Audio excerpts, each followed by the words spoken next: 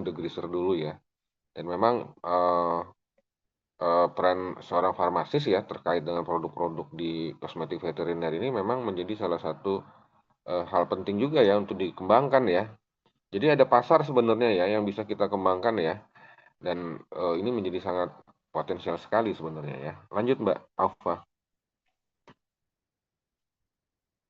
Silakan nanti kalau teman-teman yang ingin bertanya ya, teman-teman di Farfet ingin bertanya bisa langsung resen, nanti Mbak Ufa yang akan melakukan moderatornya ya. Nah, kalau kita lihat dari anatomi anjing ya, kita tahu bahwa di anjing itu kan sebelum kita bicara produk kan ya, kalau kita bicara eh, produk obat ya, baik itu di manusia atau hewan, sebelum kita menciptakan sebuah produk, kita harus tahu mulai dari anatomi fisiologi hewan atau katakanlah user yang akan kita gunakan di obat tersebut. Kalau kita bicara di manusia kan kita harus tahu anatomi fisiologi manusianya. Nah, kalau kita bicara produk untuk di hewan, berarti kita harus tahu anatomi fisiologi di hewannya gitu kan. Nah, karena hewan ini eh, sangat rentangnya banyak sekali hewan di dunia ini kan, mulai dari hewan darat, laut, udara gitu kan. Jadi veteriner ini menjadi salah satu size yang bisa kita garap juga sebenarnya ya. Ini baru kita bicara di hewan anjing dan kucing ya. Bapak Ibu tahu kalau misalnya apakah sampo di kuda juga dibutuhkan gitu kan? Ada Bapak Ibu ya, sampo kuda itu ada. Malahan sampo kuda itu juga produknya impor gitu loh. Nah, sedangkan kalau kita lihat ya, sebenarnya ya inti dari kalau kita bicara sampo itu kan adalah surfaktan ya. Nah, kita tinggal pilih apakah surfaktannya yang surfaktan alami atau memang yang ya katakanlah pilihan surfaktannya yang memang harus aman bagi hewan gitu ya. Tapi ini adalah marketnya size-nya besar sekali gitu ya. Dan kita lihatlah sebelum kita menciptakan suatu produk untuk hewan, kita harus tahu dari jalan ceritanya terhadap anatomi fisik hewan tersebut. Nah, untuk hewan di kucing anjing kan berarti kita harus tahu nih karakterisasi dari anatomi fisiologi kucing dan anjing ini ya. Jadi kalau kita lihat di anatomi kulit ya dari anjing ini ya, anjing itu berbeda ras ya. Ada yang memang dia rasnya bulu panjang, ada rasnya bulu pendek ya, atau short hair ya. Kemudian kalau kita lihat masing-masing ras ini kan menjadi salah satu pilihan juga untuk treatment atau kita menciptakan produk khusus untuk ya katakanlah produk sampo-nya itu khusus untuk sampo yang memang dia long hair gitu kan. Kemudian yang satu lagi yang short hair gitu kan. Nah, ini menjadi sangat penting ya. Jadi lumayan luar biasa lah ilmunya ya. Kemudian kalau kita lihat sebenarnya hampir sama ya anatomi dari kulit di anjing dan kucing, tapi pertanyaan adalah kosmetik yang berbau medis. Nah, kalau kita ingin menciptakan kosmetik yang berbau medis, contoh misalnya adalah kosmetik sampo untuk yang kutu, kemudian sampo untuk yang jamur. Nah, bagaimana ya kita menciptakan sampo yang untuk kutu dan jamur dari cara absorpsinya misalnya ya, karena kan itu di situ kita bicaranya bulu ya, iya bulu ya, rambut ya, sorry, rambut bukan bulu. Kalau bulu itu unggas, rambut rambut si anjing ya. Nah itu kan eh, menciptakan produk yang kosmetik medis dengan tujuan terapi. Nah ini kan menjadi sangat penting ya. Karena di beberapa hewan itu kalau kita lihat contoh misalnya jamur ya, di hewan itu jamurnya itu masih spot misalnya ya, yang ada di beberapa kaki, kemudian badannya saja beberapa bagian misalnya ya. Tapi ada juga yang dia sudah general, sudah seluruh badan. Nah itu kan treatmentnya seperti apa gitu? Apakah kita menciptakan sampo yang untuk kasus general misalnya demodikosis general ya, itu cukup gitu kan? Hanya sekedar sampo gitu kan? Atau malah kita butuh terapi injeksi misalnya. Nah, contoh misalnya di penyakit Demodex ya, itu ada produk sampo ya, Mesovac liquid sampo ya, itu eh, Amitraz namanya ya. Nah, dari produk Amitraz itu nanti kita buat menjadi solusio, kemudian dimandikan gitu kan.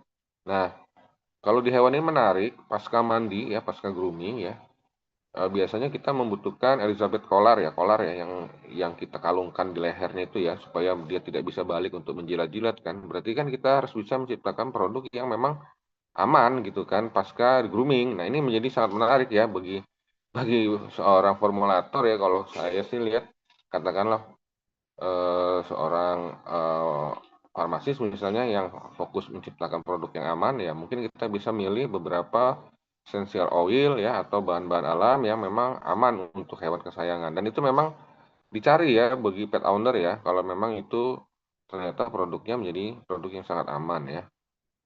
Kemudian yang kita juga lihat ya, apakah nanti kalau kosmetik medis yang akan kita ciptakan terkait jamur ini efektif ya terhadap jamurnya ya, atau tidak gitu kan. Nah, ini kan menarik ini karena kita lihat untuk uji coba ke arah hewan kesayangan ini kan menarik juga ya.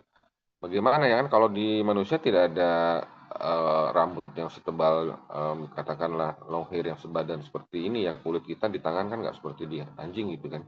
Jadi kita bisa lihat parameter ininya gitu ya. Nah, ini menjadi sangat menarik ya, tantangan sebenarnya ya di dunia farmasi veteriner ini ya. Mudah-mudahan nanti bisa dikembangkan lah. Next berikutnya Mbak. Oke ya, sebenarnya kalau kita lihat di anatomi kucing, maksudnya anatomi kucing, Mbak. Ya, kalau kita tadi bicara anatomi anjing ya, kalau kelenjarnya sama ya. Ya, anatomi kucing, Mbak. Belum ke sini, Mbak. Lagi. Mbak, ke atas lagi, Mbak. Belum. Anatomi Nah, ini ya. Kalau kita bicara di kucing juga unik juga ya. Ya sama seperti di anjing tadi, ada yang long hair, short hair ya. Kemudian juga ada, malah di kucing ada sping yang tidak ada bulu. Apakah sping itu juga butuh untuk treatment sampo gitu kan? Nah, ini menjadi sangat menarik ya. Terus apakah di sping juga misalnya ras sping ya, karena dia tidak ada bulu, terus gimana ya kalau apakah dia tahan terhadap perlindungan dari eksternal gitu kan, seperti matahari dan sebagainya. Nah, di kucing ini unik lah ya. Jadi memang karena unik ya, anatomi fisiologinya juga banyak ya, kita bicara bicara di satu kucing aja rasnya banyak gitu ya. Jadi memang ya produk pun akan banyak sebenarnya ya. Dan kucing pun kan ada banyak ya, ada ras-rasnya itu kan wah luar biasa lah. Kalau kita bicara di ras kucing itu banyak sekali ya, ras Bengal ya, ada yang Persia ya, bla bla bla lah. Kalau kita misalnya menciptakan satu produk yang memang kita khususkan untuk namanya dari rasnya, misalnya produk ini khusus untuk ras Persia misalnya, itu kan menjadi sangat menarik ya. Ini size-nya gede lah. Nah, ini kalau kita bicara anatomi kucing ya, di situ ada rambut luar, kemudian di situ ada folikel rambut, ya hampir sama sepertinya dengan di manusia yang ada kelenjar sebasea, harap.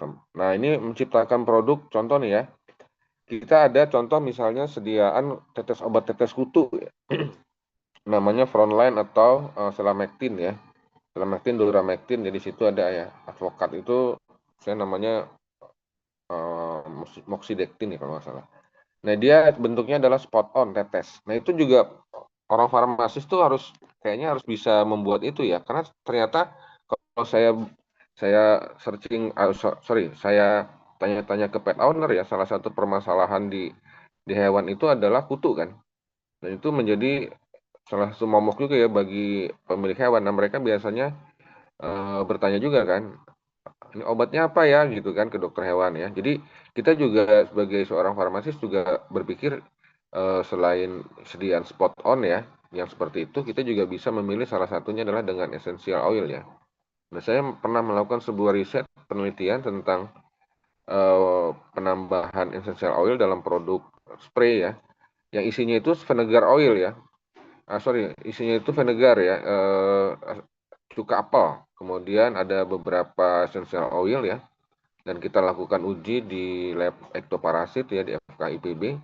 Ternyata beberapa essential oil ini dia efektif terhadap eh, ektoparasit tersebut ya, seperti caplak lah ya. Nah, jadi ternyata pilihan dari bahan alami juga menjadi salah satu choice ya, pilihan ya, setelah kita menggunakan yang tadi yang sediaan sintetis ya. Nah, kalau kita bicara itu kan berarti kita menjadi ada peluang ya pengembangan beberapa dan ternyata juga saya lihat ya yang ada di Tokopedia itu ternyata sediaan spray untuk kutu itu ternyata dia omset paling tinggi dibandingkan dengan produk yang lain gitu ya, produk pet ya. Dia yang saya lihat itu saya lihatnya dari satu brand name ya, bukan keseluruhan ya. Nah, satu brand name itu dia bisa punya omset 1,4 M sebulan dari hanya buat spray untuk kutu gitu loh. Oh, saya kaget gitu kan. Wah, luar biasa ya nih produk ini kata saya. Jadi eh ya ini ya. Jadi Bapak Ibu nih ada sebuah potensi ya secara market sebenarnya ya. Kalau kita lihat ya. Dan saya yakin dengan perkembangan saat ini ya tren untuk di industri hewan kesayangan juga makin sini makin naik ya. Kalau saya lihat kayak KLB Animal Health dia mengembangkan ya beberapa produk hewan kesayangan kan. Ya, ya dia sudahlah obat cacing, kemudian dia banyak ya vitamin ya. Oh, kemudian dia ada untuk bulu ya, vitamin bulu ya, sampo ya. Itu kalau KLB Animal Health itu mengembangkan gitu ya. Dan kolaborasi farmasis dan veteriner juga penting ya. Dan saya pikir juga nanti ke depannya bukan hanya farmasis dan dokter hewan ya. Kalau kita bicara di hewan produksi, hewan ternak, mungkin dengan teman-teman peternakan juga kita butuh ya. Kemudian juga kalau misalnya nanti kita menciptakan produk untuk obat ikan, otomatis kita butuh teman-teman di perikanan ya. Kalau kita lihat kan ada CPOHB ya di Kementan dan ada CPOIB kan, obat ikan itu kan ada di KKP ya. Sebenarnya apoteker kan kalau kita bicara di cara pembuatan layout pabrik kan ya, kita tahu lah ya hampir sama dengan di manusia. Nah makanya ilmu CPIB kita kalau di farmasi kan satu lebih langkah ya dibandingkan teman-teman di fakultas lain ya. Jadi saya pikir ini peluang juga sih ya. Oke lanjut berikutnya.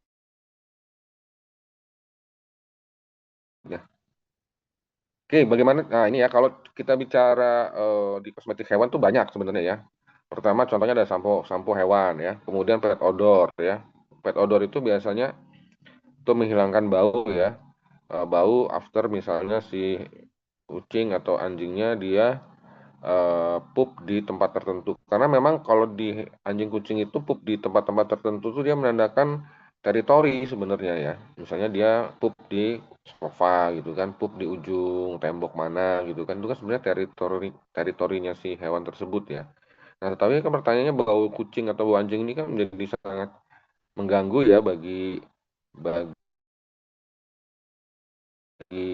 nah baunya luar biasa. Nah, tapi ada beberapa essential oil yang bisa menghilangkan bau itu secara cepat ya. Dan ini ternyata saya lihat di beberapa produk di Tokopedia itu dia mengklaim bahan alam atau menggunakan yang aman ya, karena kan kita saya lihat ternyata di situ dia menggunakan essential oil.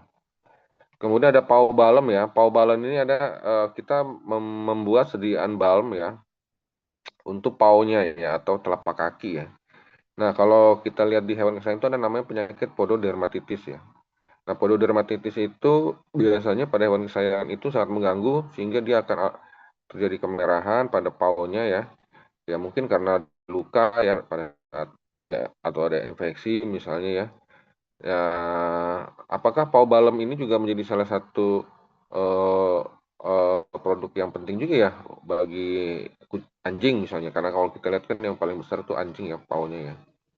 Saya pikir iya ya, karena di situ dia juga membutuhkan kan kelembapan dan sebagainya ya. Seperti itu dan juga untuk menghindari penyakit, misalnya kita bisa menciptakan pau balm yang medicated juga gitu kan.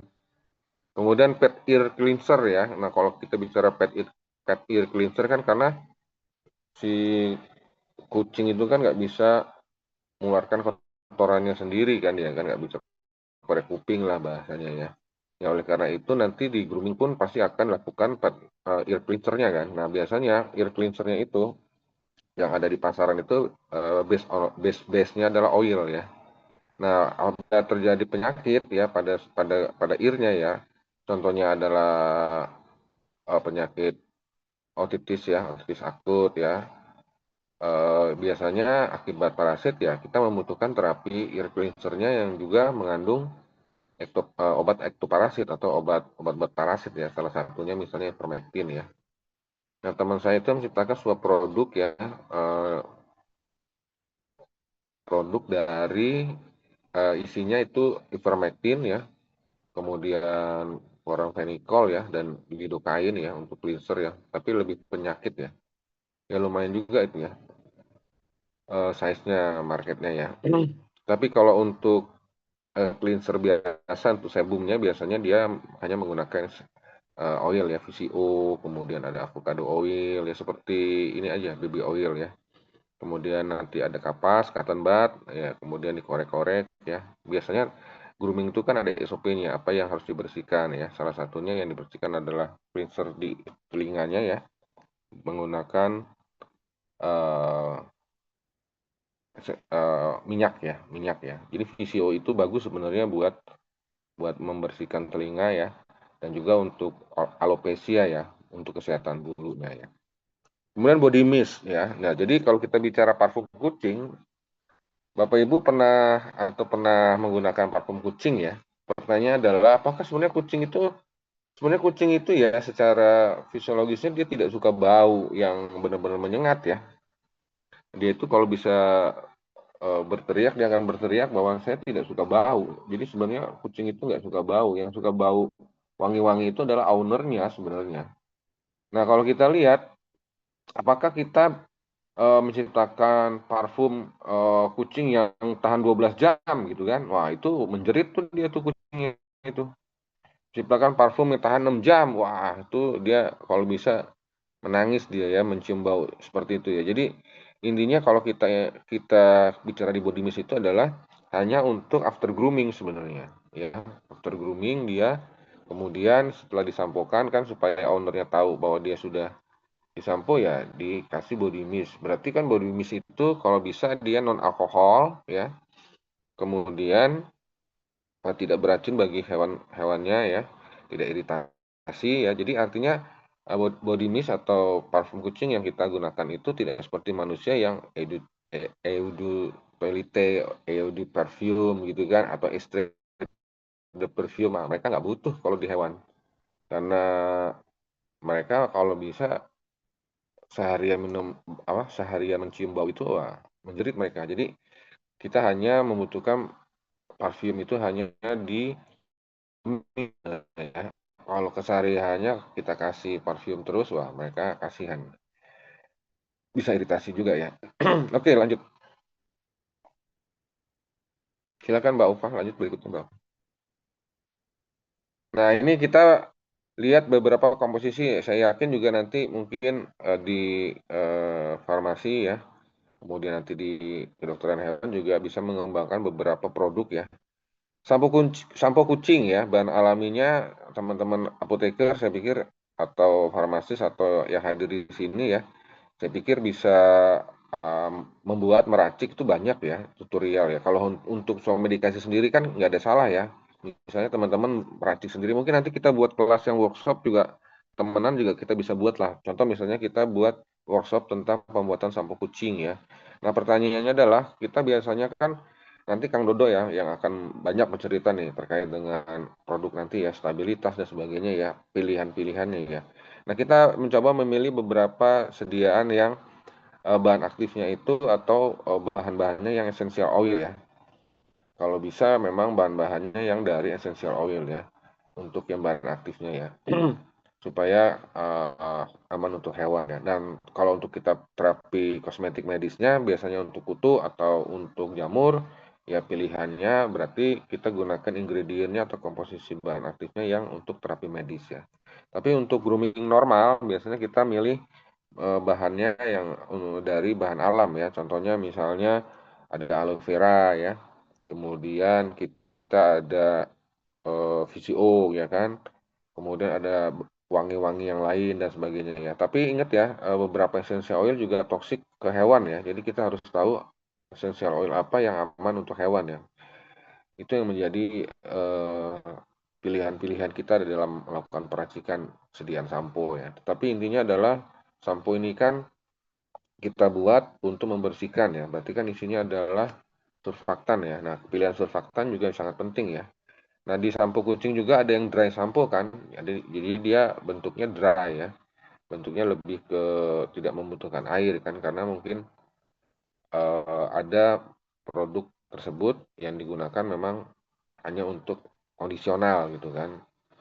Jadi dia tidak membutuhkan air ya, jadi dry shampoo. Nah, pada saat kita bicara di kucing dan di anjing, karena mulai dari anatominya juga beda, fisiologi kulitnya juga beda ya, dan juga ras-rasnya juga beda, otomatis kita juga perlu pilihan-pilihan dari beberapa bahan yang berbeda juga ya kan. Apakah misalnya bahan tersebut itu bagus untuk yang kucing ras pendek atau kucing ras yang short hair atau yang long hair misalnya ya. Dan pilihan-pilihan ingredient di sampo misalnya kita menggunakan kondisioner misalnya kondisioner aman untuk yang kucing long hair atau short hair gitu. Dan berbahaya ya. Contoh misalnya obat kutu ya. Obat kutu itu kan kita menggunakan permethrin ya. Tapi menjadi sangat toksik apabila kita tidak menggunakan Elizabeth Collar ya after grooming ya. Kalau dijilat itu permethrin itu sangat beracun bagi kucing ya. Jadi dia akan toksik, efeknya ya akan anafilaksi di situ. Jadi disarankan setelah after grooming kita menggunakan Elizabeth Collar ya. Nah, kemudian tea tree oil ya. Jadi jangan teman-teman misalnya buat produk sampo yang mengandung tea tree oil misalnya. Nah, itu kalau buat hewan itu tea tree oil itu tidak disarankan untuk kucing dan anjing ya. Kemudian citrus oil ya. Perfume sintetis. Nah, perfume sintetis tidak disarankan ya. Oke ya. Kemudian bahan berbahaya lain ya yang menjadi pengawet misalnya paraben gitu kan ya. Walaupun kita tahu berbahaya ini ada rentang konsentrasi kan kalau di farmasi kan. Jadi sebenarnya masih bisa kita gunakan asal dalam batas aman sebenarnya ya. Parfum sintetis kita tahu ya, parfum sintetis itu kan memang sangat kuat sekali kan. Makanya kalau saran saya, kalau hewan itu kita tidak butuh yang tahan lama gitu ya, tidak seperti di manusia ya. Kalau bisa ya 5 menit juga sudah hilang ya. Artinya si pemiliknya sudah megang hewannya, kemudian dia dia sudah senang wanginya after grooming ya sudah gitu ya. Tidak suka bau banget gitu. Tidak suka bau. Nanti nanti sesi tanya jawab langsung Mbak Ufa bacain ya. Kemudian pewarna sintetis. Nah, dan pewarna sintetis ya, ya kalau misalnya teman-teman lihat ya di apa di pasar gitu kan di SD itu ada tuh yang iseng tuh ya. Ayam diwarnain ya, warna merah lah inilah itu kan pewarna-pewarna sintetis itu ya sebenarnya tidak animal welfare ya itu ya. Jadi kita juga not suggest lah kalau kayak gitu ya di ayam itu buat apa gitu kan. Tapi kalau di anjing ya terutama ya kalau di kucing enggak ya. Di anjing seperti anjing Shih Tzu itu ya, itu anjing Shih Tzu yang putih itu bisa diwarnai dengan pewarna rambut ya. Nah, pertanyaan adalah pewarna pewarna rambut apa yang aman? Nah, itu produk di luar negeri itu banyak sebenarnya pewarna rambut untuk khusus untuk anjing ya. Kalau di kucing tidak ada mewarnai rambutnya. Tapi kalau di anjing anjing ada ya. Mau dibacain dulu atau nanti setelah selesai ya Mbak Ufa ya? Kalau di agenda setelah selesai, Bapak, Lanjut aja ya. Saya lanjut aja lagi ya. Ini bentar lagi kok. Ya. Dan kemudian pH-nya ya. Jadi teman-teman pH di anjing dan di kucing itu dalam produk menciptakan produk itu juga eh, harus kita perhatikan kan karena cenderung di pH anjing itu cenderung ke asam berarti kita menciptakan produk yang pH samponya basah gitu ya. Lanjut, lanjut.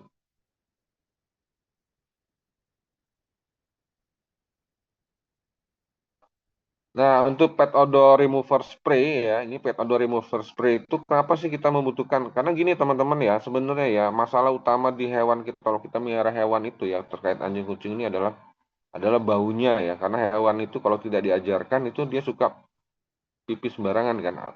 Atau malahan begini, kita sudah melihara hewan yang lama gitu ya kan dia sudah rajin, atau dia sudah toiletis banget lah dia udah tahu pupnya di mana. Tapi pertanyaannya pada saat geriatri, pada saat dia tua ada penyakit salah satunya adalah namanya FLUTD gitu ya.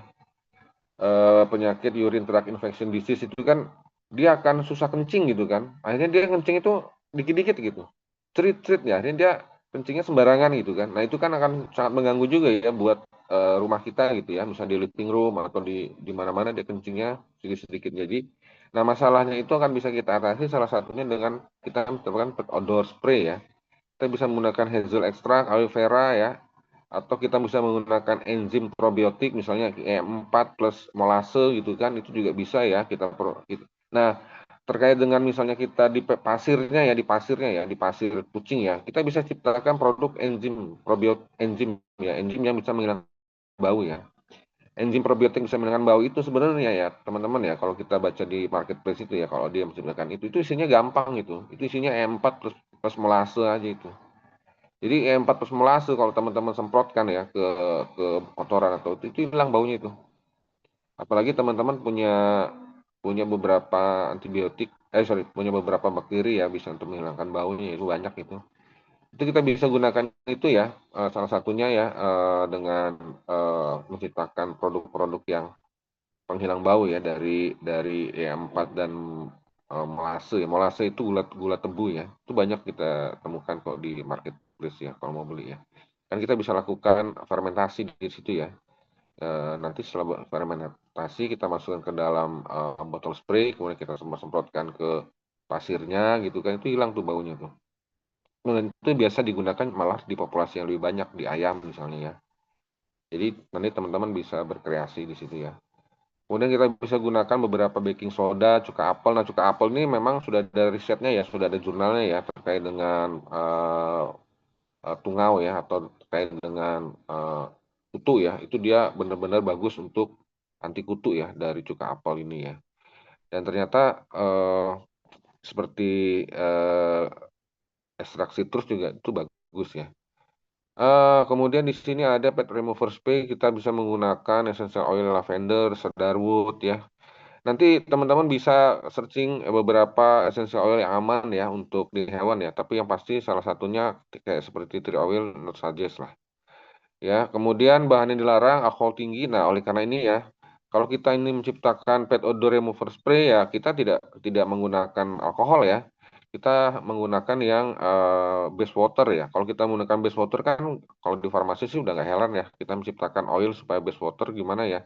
Ya kita gunakan surfaktan kan di situ kan. Dari surfaktan itu nanti kita bisa larut air kan si minyaknya kan. Oleh karena itu kan kita tidak membutuhkan alkohol. Beda dengan di manusia ya. Kalau extrait de parfum, toilet toilet extrait eh sedia-sedia parfum yang untuk manusia kan tuh rata-rata absolutnya menggunakan alkohol kan. Kalau di hewan jangan ya. Kalau bisa base base water ya. Caranya bagaimana? Ah, gampang itu mah ya.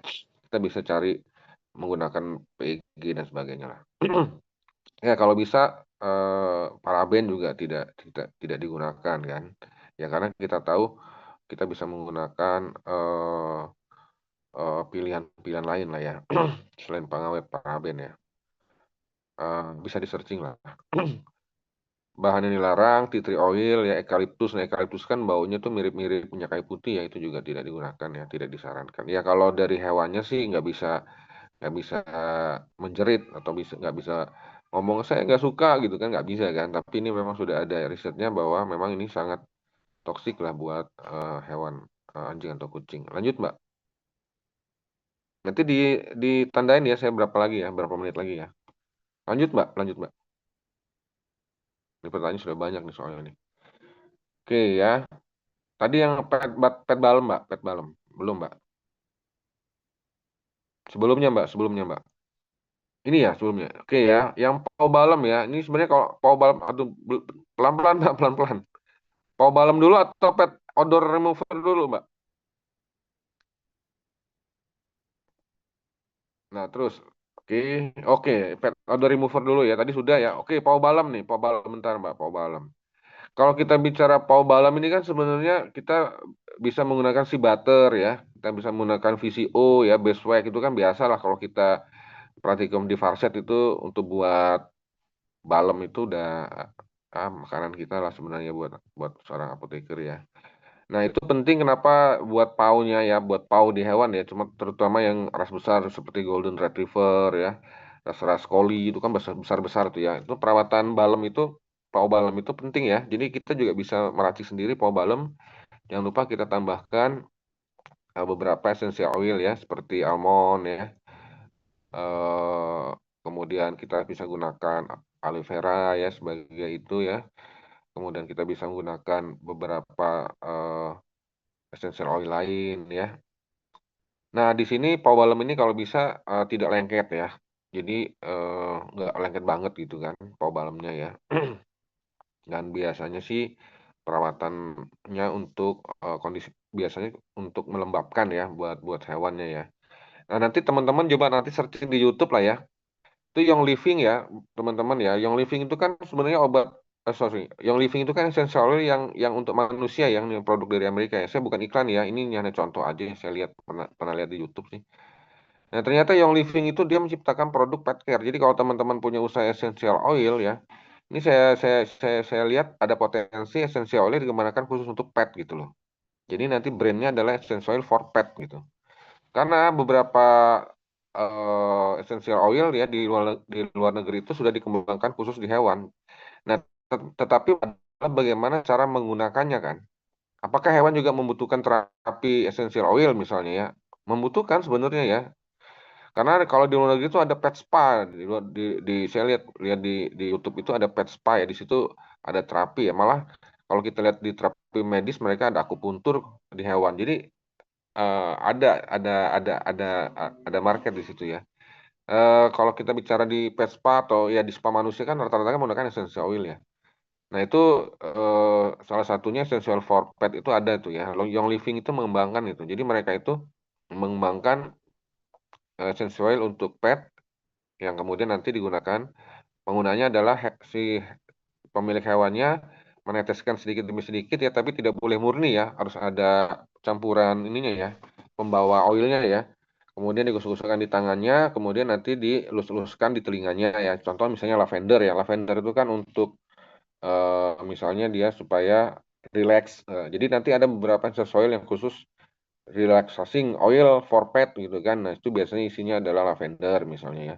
Kemudian untuk pau ya, kita menggunakan eh, misalnya eh, eh, oil yang lain gitu kan. Itu banyak ya pilihan oilnya ya. Nanti teman-teman bisa cari atau kita nanti khusus bahas tentang essential oil for pet ya dengan sesi lain ya. Lanjut Mbak.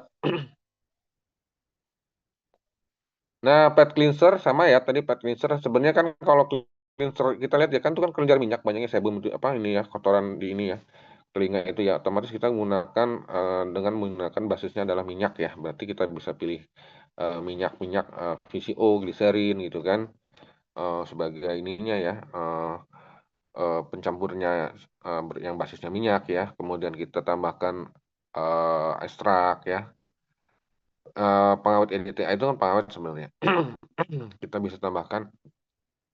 Oke lanjut tidak boleh tea tree oil tidak boleh ada hidrogen peroksida ya H2O2 nggak boleh ya tidak disarankan ya. Oke lanjut Mbak. Nah, kalau kita bicara di pet body mist, sebenarnya nggak ada yang susah sih di pet body mist ya. Yang penting di pet body mist itu jangan ada alkohol yang terlalu tinggi ya. Jadi basisnya water lah. Kalau kita basis water kan kita berarti kan menciptakan yang basisnya water gitu kan. Ya kayak body mist di manusia lah ya. Ya kalau kita bicara body mist mah wanginya juga 5 menit juga hilang. Dan memang di hewan itu nggak butuh lama-lama wangi ya.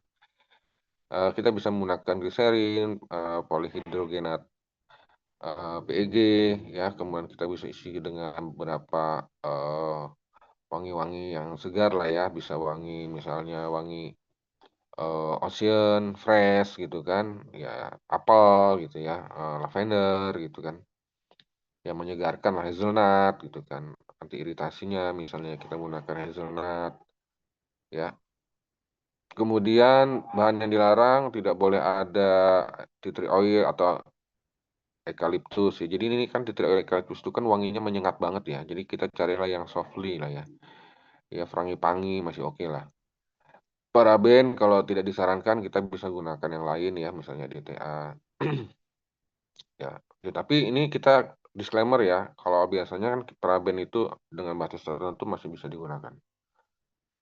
Oke, kalau kampor, clove, sinanam, mentol tuh nggak boleh ya. Itu bolehnya bukan ke badannya si hewan, malah keluar ya. Jadi kalau kampor mentol itu kalau untuk pet odor bagus. Artinya kan pet odor itu pipisnya di sofa gitu kan. Sofanya yang kita semprotkan pet odor itu nggak masalah itu ya. Tapi tidak kita semprotkan ke hewannya gitu kan. Itu kan kalau kayak kayak mentol itu paling bagus untuk pet odor itu ya. Peppermint oil itu kan paling bagus untuk pet odor tapi bukan ke hewannya, ke eh, ininya gitu ya, ke sofa atau tempat-tempat yang kita ingin semprotkan. Oke, lanjut Mbak, lanjut terus Mbak, lanjut lanjut. Terus Mbak, ini penggunaan pada kucing, mekanisme kerjanya ya, sampo, yaitu dia membersihkan bulu ya, memiliki bahan. Nah, ini kita bicaranya nanti kalau kita bicara di kosmetik samponya, apakah sampo untuk terapi medis atau tidak ya. Jadi nanti yang pasti kalau misalnya untuk medis ya berarti untuk terapi medis kita membutuhkan eh, eh, medicated shampoo ya, ada anti jamur, anti fungi, anti caplak ya dan sebagainya ya. Kalau pet ear cancer tadi sudah saya bahas ya. Eh, Intinya adalah produk-produk tersebut harus bisa membersihkan di pet odor itu ya, cleanser sorry di pet air cleanser itu membersihkan saluran telinganya ya, dan juga bisa mencegah pertumbuhan bakteri dan jamur ya, dan juga mencegah adanya radiasi, iritasi ya. Kalau di body mist hanya untuk menetralkan bau ya, pet odor spray ya tadi untuk menghilangkan bau di di ininya ya di tempat. Tapi jangan sampai kita menciptakan pet odor spray yang wanginya mentol, tapi kita semprotkan ke hewan, jangan ya. Kalau selama untuk ke hewannya, misalnya contoh kalau kalau ke hewan pet odor spray itu lebih tidak lebih ke hewan sebenarnya disuggestnya sih, lebih ke untuk ke kandang gitu kan, seperti itulah. Nah ini saya lihat juga sekarang ini terapi nano nano ya, ini juga ternyata di hewan sedang digunakan juga ya. Tapi yang saya tahu nano spraynya digunakan untuk luka ya. Saya lihat di produk di Tokopedia, dia menciptakan produk nano spray yang mengandung eh, spraynya dia lukanya mengandung selenium kalau nggak salah atau apa ya zinc ya pakai zinc nih. Nano sorry nano silver dia pakai nano silver dia. Kalau nano silver kan penelitiannya udah banyak ya di manusia ya itu bisa untuk luka dan ternyata sudah dikembangkan untuk di pet juga. Lanjut Mbak, lanjut Mbak Ufa.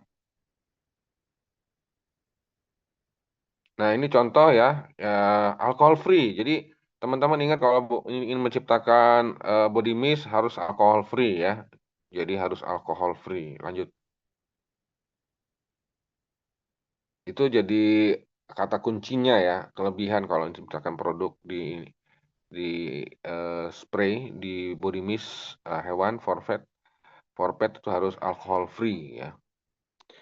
Nanti di sampo di gentle sampo ya di hewan kesayangan kata kuncinya ya ya dia pilihannya kalau bisa no paraben ya kita menggunakan pilihan lain sebagai pengawetnya kemudian kita menggunakan beberapa essential oil ya aloe vera untuk melembutkannya ya atau menggunakan vitamin E ya VCO misalnya ya untuk kesehatan bulunya dan sebagainya lanjut Mbak. Oke, paukernya ya tadi sudah ya kita buat pakai beeswax ya, kita pakai eh jojoba oil ya, calendula oil. Nanti mungkin ada sesi workshop lah. Mudah-mudahan nanti Kang Dodo bisa diadakan di kampus lah Kang Dodo ya, workshop pengembangan sediaan berbasis essential oil for pet ya, tapi di kampus ya. Saya mengharapkan Kang Dodo nih bisa buka nih di kampus. Siap, siap, Lanjut, insya Allah. lanjut Mbak, ini bentar lagi kok. Oke, ear care ya. Nanti kita juga bisa kembangkan ear care, gliserin, PG. Ini kan sebenarnya kalau buat teman-teman farmaseutik ini makanannya. Lanjut, lanjut Mbak. Nanti kita juga bisa buat tuh workshop tentang itu Kang Dodo, produk-produk yang khusus berbasis essential oil for pet ya. Itu kan produknya banyak banget ya. Oke, terima kasih dari saya Mbak Ufa. Baik, Bapak, terima kasih untuk pemaparannya. Insya Allah, semoga pemaparan ini dapat menambah wawasan untuk kita semuanya yang ada di sini pada webinar kali ini. Bapak izin, apakah mau sekarang saja atau nanti setelah pematerian kedua juga ya untuk pertanyaannya?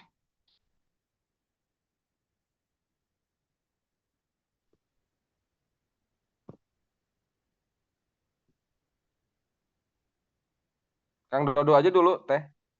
Baik, kalau begitu, terima kasih Bapak. Untuk pertanyaan, di-keep dulu akan dibacakan oleh saya nanti di sesi tanya jawab. Kepada Bapak Profesor Dr. APT Sriwidodo, MSI, kami mohon kesediaannya untuk bersiap. Apakah Bapak sudah standby? Siap, siap. Baik, Bapak izin untuk membacakan profil terlebih dahulu.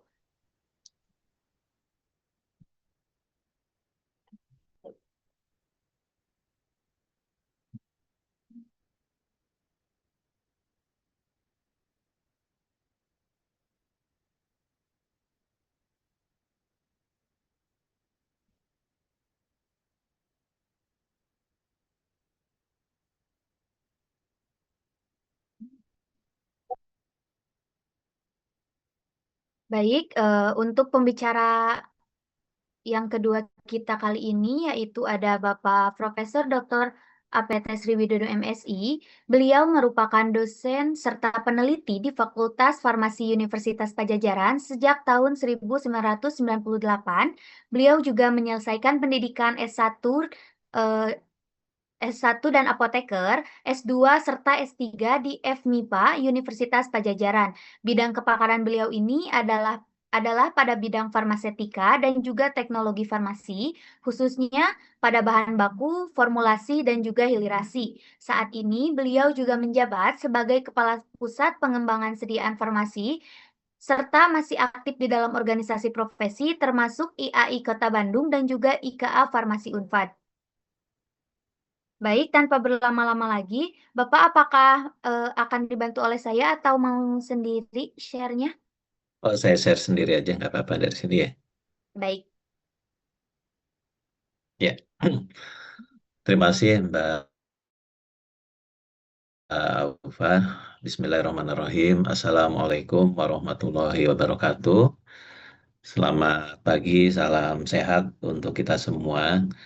Pertama-tama saya ingin mengucapkan terima kasih atas undangan untuk sharing di sini ya. Kita diskusi. Ada Teh Detri ini tadi saya lihat ya ada Teh Detri, kemudian juga guru saya di farmasi veteriner ini Pak Bayu ya, dan juga tentunya yang saya hormati Bapak Ibu peserta webinar pada pagi ini. Izinkan saya untuk share screen terlebih dahulu.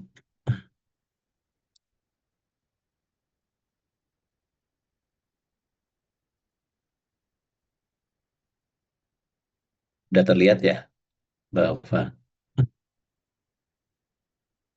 sudah Bapak terlihat. Ya, baik. Eh, baik, Bapak Ibu yang sebagai peserta webinar pada pagi ini, tadi sudah disampaikan oleh Pak Bayu ya, yang konsen terhadap pengembangan produk-produk kosmetik untuk hewan. Saya juga sama ya, belajar dari Pak Bayu karena awalnya memang saya meneliti itu di bahan baku untuk ya kita tahu bahwa farmasi itu dulu kan fokusnya di obat ya, obat untuk manusia juga. Jadi ketika mengembangkan bahan baku, eh, ya banyak berdiskusi, sharing ya dengan Pak Bayu juga. Ternyata bahan-bahan baku tersebut bisa digunakan untuk berbagai bentuk sediaan gitu ya. Sediaan farmasi kan kita tahu nggak hanya obat ya, ada obat tradisional, kosmetik ya, kemudian juga sehingga mudah-mudahan pengalaman-pengalaman ataupun apa yang diteliti terkait dengan sediaan farmasi ini juga bisa menambah ya, menambah pengetahuan lah Bapak Ibu. Nah kalau untuk para apoteker tentunya ini sudah umum mungkinnya untuk biasa, udah sangat biasa dilakukan dan juga diajarkan di bangku kuliah. Nah, untuk misalnya kalau ada peserta dari dokter hewan atau mungkin yang belum belajar tentang stabilitas eh, kosmetik, nah ini mungkin nanti cukup menarik juga ya, tadi menambahkan atau memperkuat apa yang tadi disampaikan oleh ya, karena mengembangkan atau memproduksi atau mengedarkan kosmetik itu tetap kita terikat dengan undang-undang dan juga peraturan-peraturan yang mewajibkan memenuhi standar keamanan, mutu, dan juga manfaat gitu ya. Nah, standar mutu dan keamanan ini sangat penting sehingga setiap produk sebelum diedarkan itu harus menyertakan uji stabilitas. Nah, tapi sebelum secara teknis uji stabilitas itu seperti apa, tentunya kita perlu mengetahui juga ya, dan tadi sudah secara detail disampaikan oleh Pak Bayu, memang uji stabilitas ini urgent ya di hewan. Urgentnya itu kenapa? Karena kalau untuk manusia, misalnya kosmetik untuk manusia, kita tahu manusia itu ya walaupun berbeda ras gitu kan ya, tapi secara fisiologi kelihatannya tidak banyak berbeda ya. Nah, kalau di hewan kan itu perbedaannya spesies ya, per spesies. Di spesies juga ada ras gitu. Sehingga memang kita perlu mengetahui lebih mendalam produk kita itu untuk apa hewan yang mana gitu ya. Malah waktu dulu saya sangka bikin kosmetik hewan itu ya untuk sapi ya, untuk kalau tadi kuda oke lah ya karena memang sampai mengkilap gitu si bulunya gitu. Eh, Ternyata ini hewan kesayangan ya atau hewan eh, peliharaan di rumah gitu dan tentunya kalau yang namanya hewan kesayangan yang namanya disayang gitu ya semuanya itu serba hati-hati ya serba eh, apa ya diperhatikan gitu khususnya keamanan bagi si hewan tersebut ya. Nah, tadi juga sudah dilihatkan penampang dari anatomi dan fisiologi kulit baik anjing maupun kucing ya. Nah, betul tadi eh, mungkin dulu kita berpikir bahwa bikin sampo untuk manusia ataupun untuk kucing, anjing itu nggak jauh beda gitu ya. Nah, ternyata dengan kita mempelajari ini kan berarti pengembangan produk itu ya harus disesuaikan dengan peruntukan hewan yang mana gitu. Nah, sehingga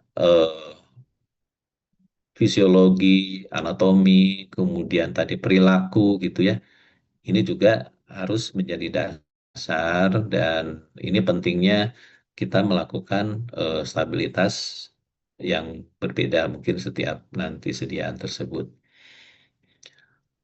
Nah, tadi juga sudah disampaikan ya, bagaimana produk yang tidak stabil itu harus dihindari ya, karena yang pasti itu pada iritasi kulit ya, yang paling apa dampak yang paling eh, umum gitu, ketidakstabilan itu tentunya mengiritasi kulit ya, karena penggunaannya kan langsung pada kulit.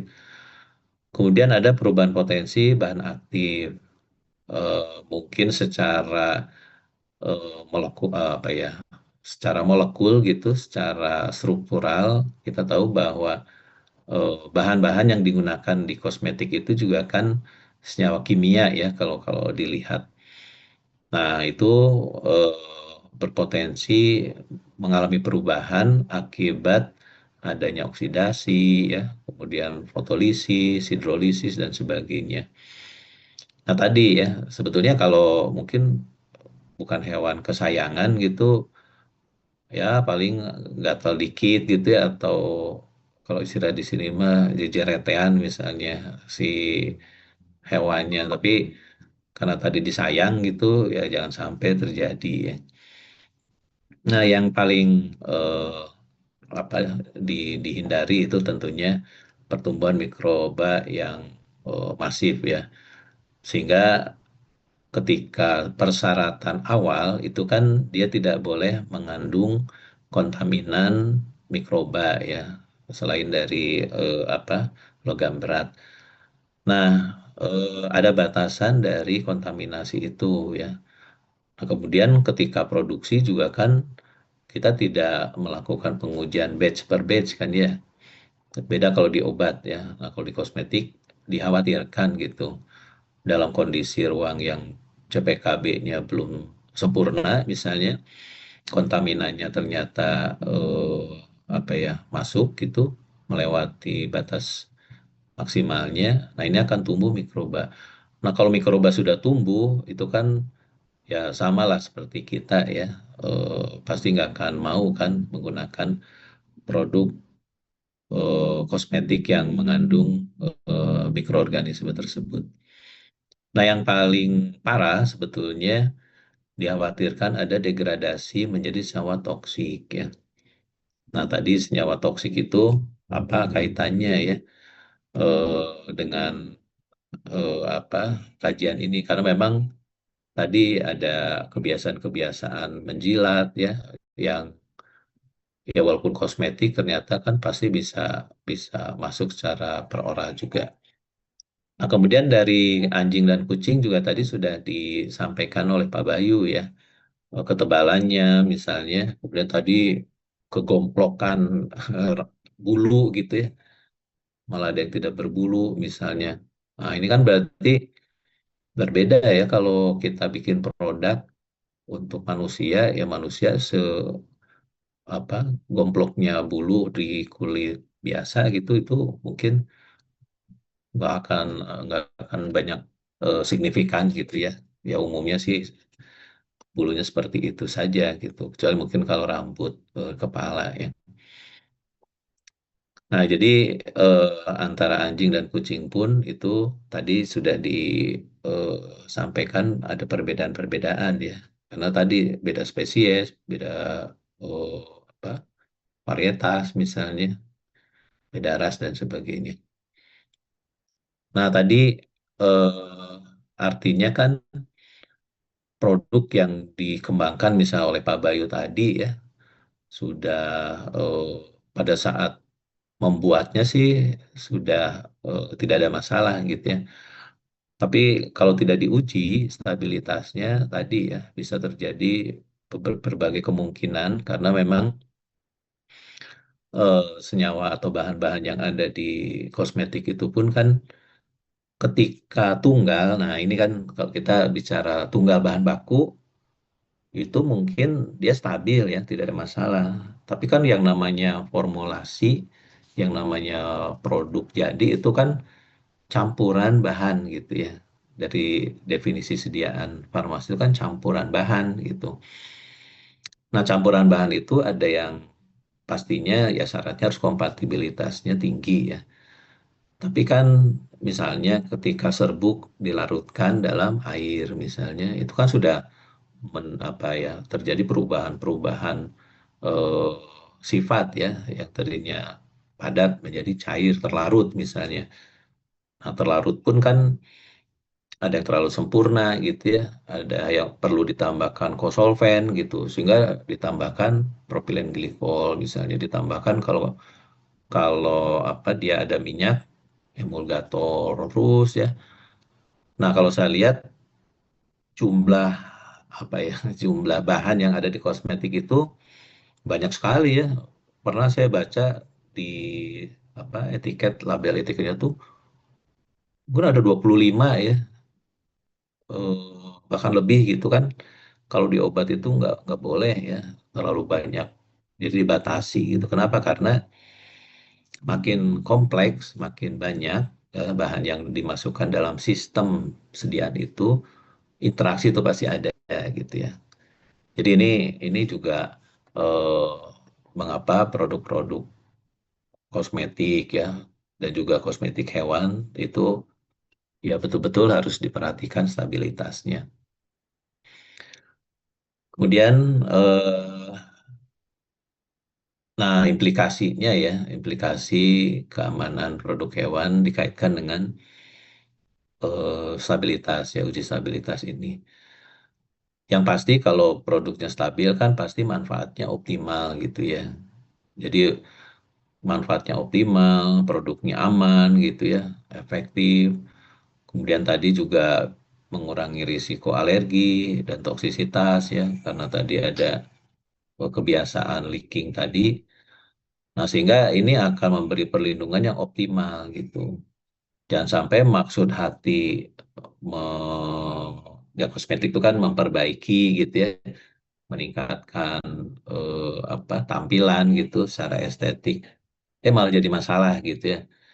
Eh, Produknya tidak stabil, misalnya tumbuh bakteri, tumbuh jamur, oh malah nambah masalah gitu kan ya. Nah sekali lagi ini karena untuk kucing, untuk anjing yang disayang pemilik gitu. Nah jadi kita nggak bisa, "Oh, ngapain sih buat hewan-hewan aja gitu ya." Ternyata ya tadi Pak Bayu bilang ada yang per bulannya teh pengeluarannya lebih gede si hewan peliharaan ini gitu kan ya. Dulu saya kaget, katanya makanan tuh sebulan habis 2 juta gitu temen. Wah 2 juta mah tuh. Ya yang kos aja berapa ya kalau anaknya kos misalnya. Bisa lebih gede dari apa anaknya gitu. Nah ini ya, jadi kita tetap harus perhatikan stabilitas ini.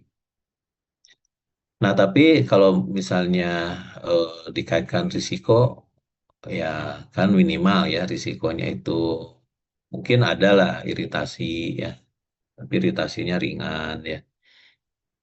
Memang betul nggak bisa protes kan kalau hewan itu, tapi banyak juga kan kalau dia bereaksi gitu ya. Nah, kita harus tahu juga ya kalau kalau terjadi iritasi itu. Ya, jadi asal diberi sesuai petunjuk mungkin tidak akan menyebabkan masalah. Nah, kalau produknya tidak stabil tentunya kan manfaatnya berkurang ya, tidak optimal gitu.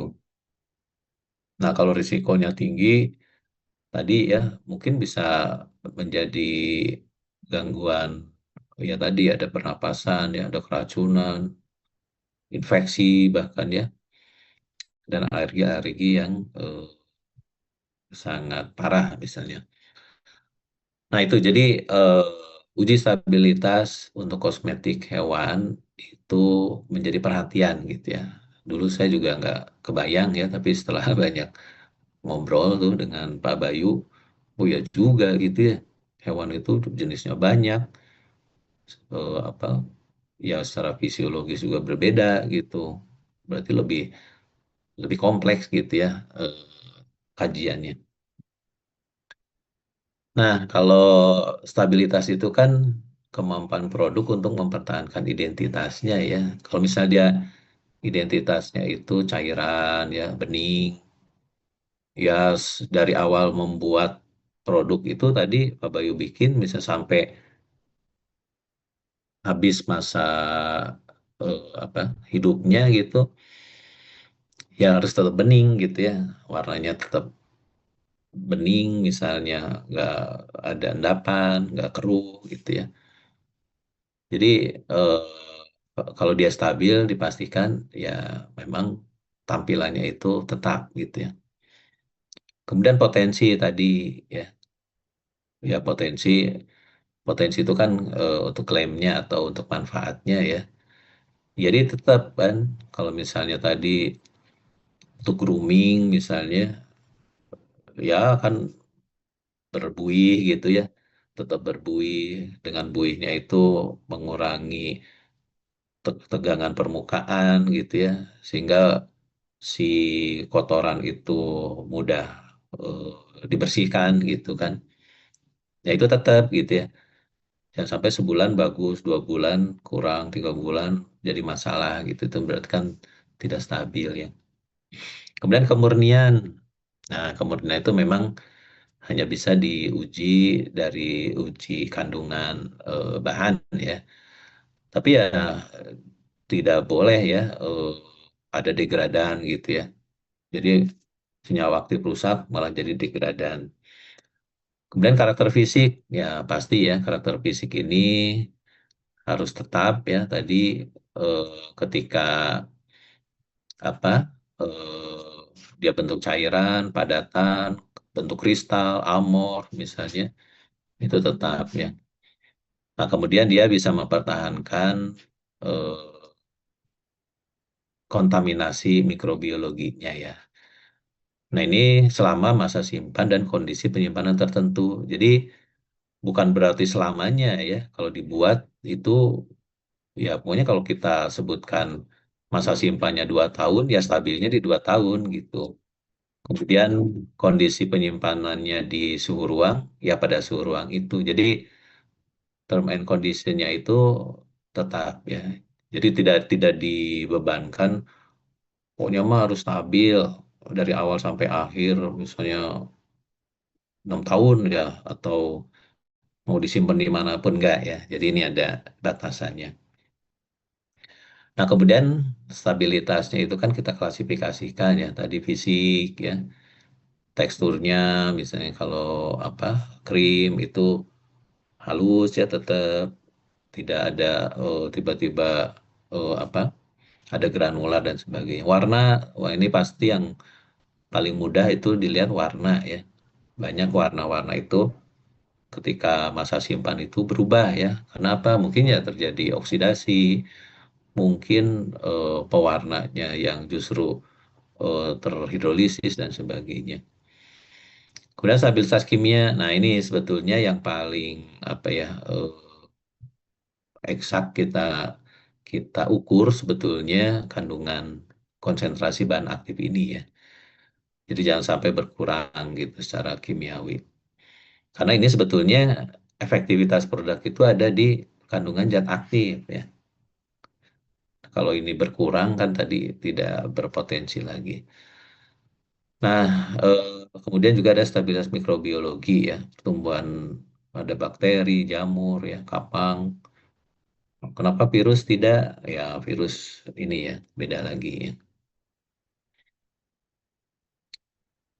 Nah, jadi yang diukur nanti adalah perubahan pH ya, perubahan viskositas, organoleptik gitu.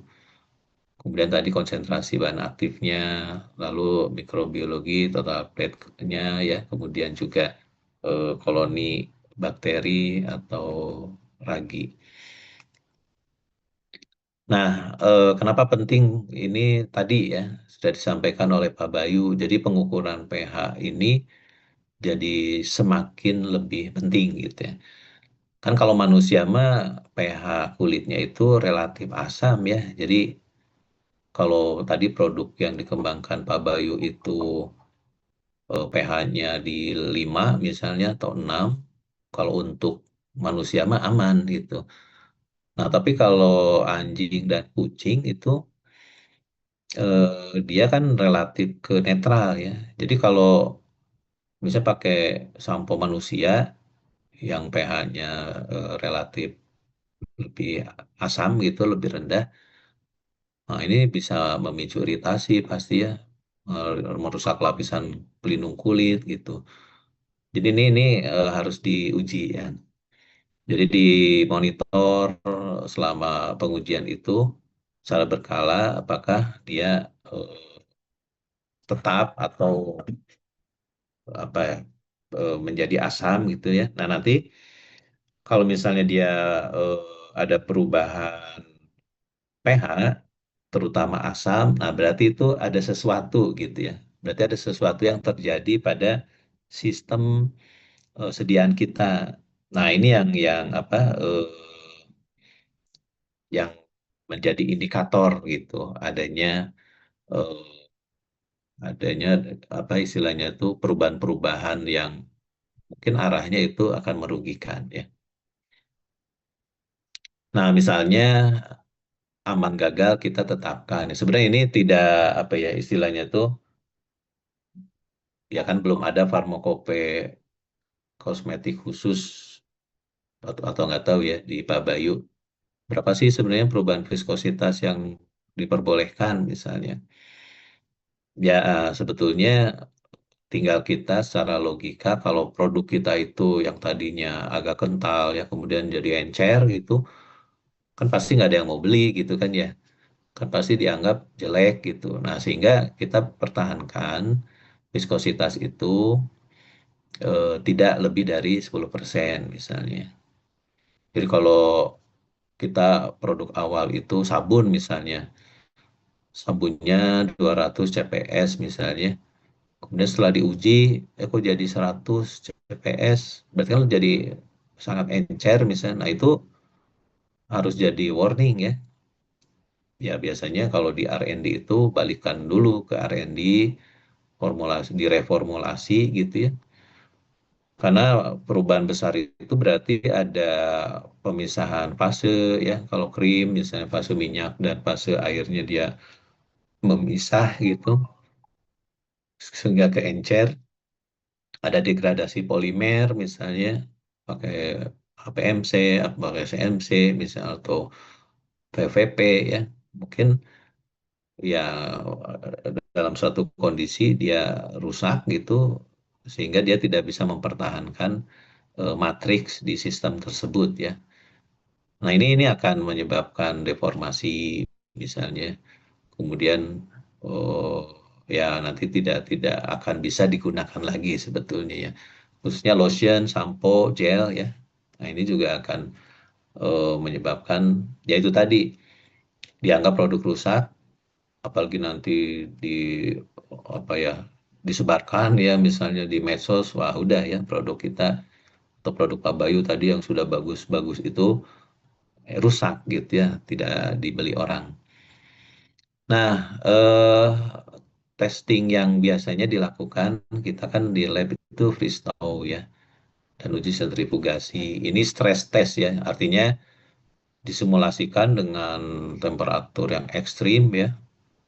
Kemudian tadinya dingin misalnya ke normal, normal ke dingin ya, normal. Jadi dibulak-balik seperti itu. Nah, ini terpisah atau tidak gitu ya. Atau ada endapan atau tidak gitu, memisah atau tidak. Nah, ini freestyle test ya. Kemudian centrifugation test, kita berikan tekanan ya, G atau apa, gaya gravitasi. Nah, sehingga mungkin kalau tidak stabil dia akan terpisah ya ke ke bawah atau ke apa dasar dari tabung sentrifugenya misalnya. Ya, tapi karena ini stress test gitu di kondisi ekstrim ya bukan berarti tidak stabil ya. Tapi kalau lolos ya freestyle test, centrifugation test ya, ya itu pasti stabil lah gitu kan ya.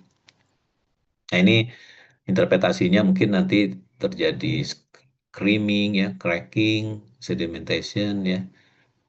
Tapi ini baru awal gitu. Maksudnya gini, uji stabilitas itu kan panjang ya.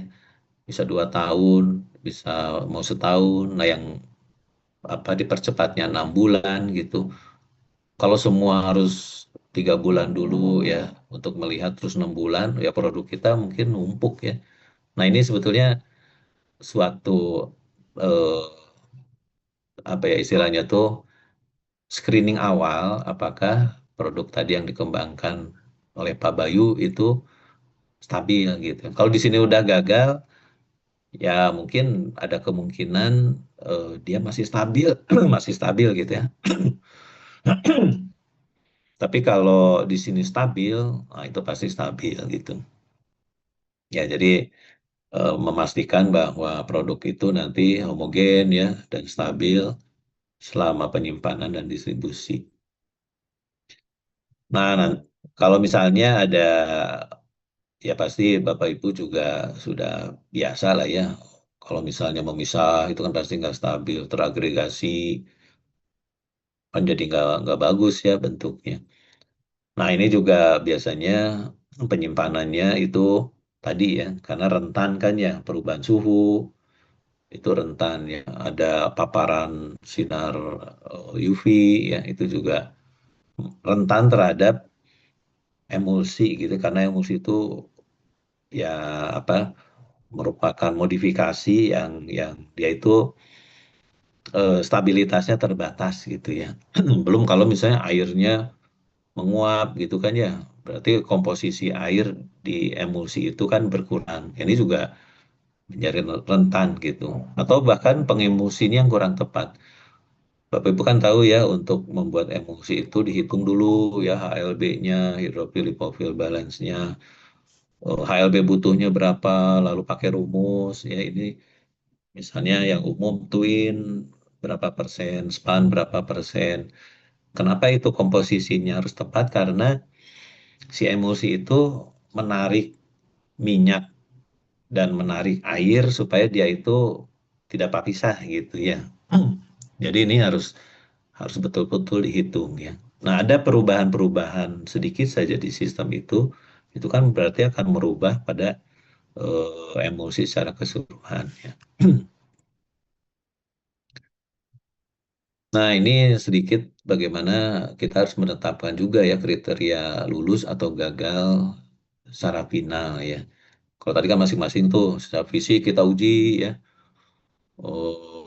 tidak ada separasi, tidak ada creaming, cracking tadi ya. Terus delta viskositasnya, kemudian delta pH-nya itu tadi ya. Viskositas ya di bawah apa 10% misalnya. pH ya kalau pH kan tadi ya. Jadi kalau pH itu ada target pH ketika tadi Pak Bayu bikin gitu ya. Itu kalau kalau kita kan konsepnya quality by design. Jadi bukan ngeformulasi itu coba-coba ya. Coba kita bikin terus nanti diukur pH-nya. Oh ternyata 4 gagal ya ulang lagi. Bukan gitu ya, tapi kita rancang bahwa pH tadi untuk anjing dan kucing itu 6 koma dan 7 koma itu ya kita buat mendekati ke situ gitu formulanya. Nah, sehingga delta pH-nya ya nanti itu tidak kita ngeset besar ya karena ya udah plus minus 0,5 di 6 plus minus 0,5 di 7 gitu. Itu jadi threshold internal ini penting ya. Jadi jangan nyari berapa batasannya ada, cuma akan sangat berbeda-beda gitu. Kita malah nanti nggak yakin. Nah, supaya yakin, Bapak Ibu kalau bikin itu tetapkan gitu ya. Oh, saya pengen plus minusnya 0,3 misalnya. 0,3% maksudnya, atau 0,3 poin ya. Itu sangat besar. Nah, sehingga kita yakin produk yang kita buat itu stabil gitu maksudnya. Nah, kemudian secara kimia tadi kadar aktivitas minimalnya itu misalnya gagalnya 90% ya. Nah, 90% itu udah menjadi basis T90 nanti dibahas ya. Kemudian mikrobiologinya TPC, total plate-nya, yeast mold-nya itu lulus ya, PET-nya. Kemudian kemasan tidak ada kebocoran atau perubahan ya.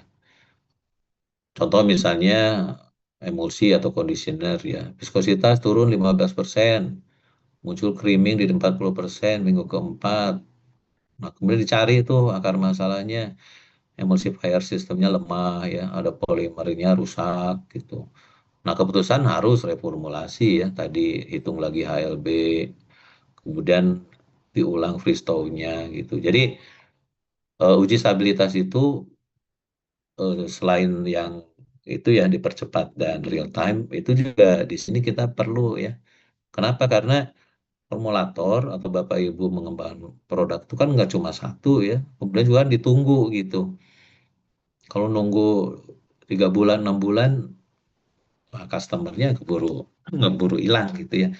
Nah, jadi ini pengertiannya bahwa uji stabilitas itu bisa menjadi screening awal ya, supaya formula kita itu di eh, dimitigasi gitu ya ketidakstabilannya segera gitu. Nah, kemudian eh, kasus yang lain spray leave on ini ya gejala pH-nya ada perubahan pH, bau, terus kemudian preservatif efisiensi testingnya borderline gitu ya. Nah, masalahnya berarti ini ada interaksi fragrant dan preservatif. Tadi sudah disampaikan juga Pak Bayu ya, penggunaan-penggunaan parfum, penggunaan-penggunaan minyak asiri itu ya ini maksudnya kita kan awalnya mendesain tuh pengen bagus gitu, pengen wah pokoknya mewah gitu, tambah ini tambah itu. Tapi jangan lupa gitu ya, makin banyak ditambahkan interaksinya juga makin kompleks ya. Mungkin interaksi A B menyebabkan interaksi ke si C, wah gitu ya. Jadi makanya memformulasi sediaan kosmetik hewan ini juga menantang ya, sangat menantang gitu. Kemudian ada juga packaging permeabilitas, ingat ya, packaging itu kecuali apa ya kaca gitu kan kedap ya. Tapi kalau masih menggunakan apa plastik itu dilihat permeabilitasnya. Nah, jadi keputusannya ganti kemasan ya sebagai barrier tadi ya. Ya udah aja langsung masuk menggunakan kaca misalnya. Nah, kemudian stabilitas kimia kita tahu bahwa ada oksidasi ya yang jadi oksidasi itu memang gimana lagi ya terpapar udara teroksidasi gitu kan ya. Nggak mungkin kan kita bikin di ruang vakum gitu. Ya ini memang akan selalu ada ya. Nah, ini akan masuk ke sistem yang berbasis minyak. Seperti saya mengembangkan Miracle Oil ya, minyak saca inci. Ya ini yang harus diperhatikan ya, karena dia memang mudah teroksidasi. Kemudian ekstrak-ekstrak ya, ini juga mudah teroksidasi. Pengalaman saya juga membuat apa dalam krim ya, mangostin, brazilin, kurkumin itu ternyata stabilitasnya sangat eh, kurang ya, kurang gitu. Jadi harus dimodifikasi lagi. Nah, kemudian tadi essential oil ya, juga ini rentan ya. Sehingga reaksinya tuh kadang menyebabkan bau tengik ya. Nah, nanti Bapak Ibu sudah tahu ya, analisisnya, pengukurannya pakai HPLC, pakai spektro ya, atau GC sesuai dengan bahannya. Nah, kalau ini Bapak Ibu sudah tahu, tidak perlu saya jelaskan ya. Artinya memang ketika presisi dibutuhkan, ya dibutuhkan instrumen yang lebih presisi. Nah, kemudian juga pengaruh kemasan ya, jangan lupa Bapak Ibu mungkin fokus di formula bahan, lupa ya kalau kemasan itu punya peran yang sangat besar ya. Bahkan sekarang kosmetik modern itu justru di kemasannya gitu ya. Kemasannya itu didesain supaya tidak ada udara ya. Jadi apa istilahnya itu airless ya. Ya, airless ya. Si udara itu tidak masuk gitu, tidak mengoksidasi ya. Kemudian disesuaikan juga ya dengan bahan aktifnya ya. Kalau ada minyak, kalau ada tadi volatile oil, misalnya essential oil, itu pasti akan berinteraksi dengan dinding dalam dari kemasan itu ya. Kemudian tadi untuk fotolisis ya, ini juga fotolisis itu sangat merusak ya. Sehingga jangan sampai ya karena pengen memperlihatkan isinya ya, kita pakai bening gitu, ya bagus di awal tapi rentan terhadap fotolisis ya. Nah, kemudian yang sangat penting juga ini tentang mikrobiologi ya, adanya bakteri, kapang, kamir ya. Nah, ini ada BPOM mensyaratkan ya, tidak boleh lebih dari eh, apa harus di bawah 1000 CFU per gram misalnya. Ini secara umum ya, tapi nanti dilihat di BPOM karena eh, mungkin lebih detail ya. Jadi uji ini memastikan terhadap tadi regulasi. Pokoknya produk yang diedarkan tidak boleh mengandung mikroba lebih dari 1000 CFU per gram misalnya. Nah, kemudian tadi preservative efficiency test ya, karena sediaan-sediaan kosmetik itu kan kebanyakan ya mengandung air ya. Jadi ada kandungan air lembab gitu. Jadi eh, si pengawet yang kita masukkan itu ya harus diuji ya terhadap Staphylococcus, Pseudomonas, Candida dan Aspergillus ya.